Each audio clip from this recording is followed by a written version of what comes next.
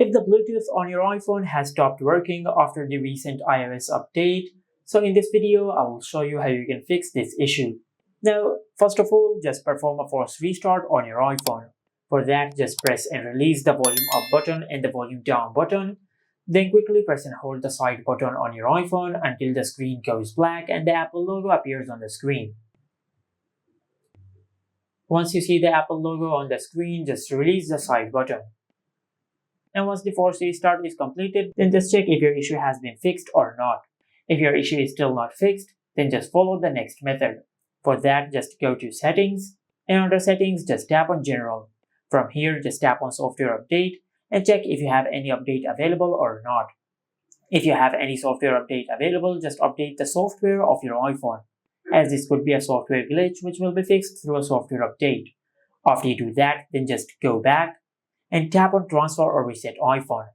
Then tap on Reset, and from this pop-up menu, just select Reset Network Settings. Then tap on Reset Network Settings, and by doing this, you will reset all the network-related settings on your iPhone. And also, do not worry, this option will not delete any data of your iPhone.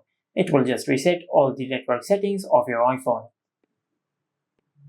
Now just go to your home screen and check if your issue has been fixed or not.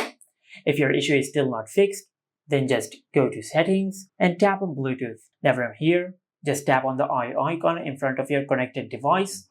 Then just scroll down and select Forget this device. Now after you forget your Bluetooth device, then just perform a factory reset on your Bluetooth headset.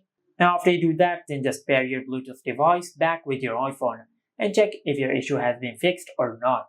If your issue is still not fixed, then just go back to Settings, and from here just tap on Battery.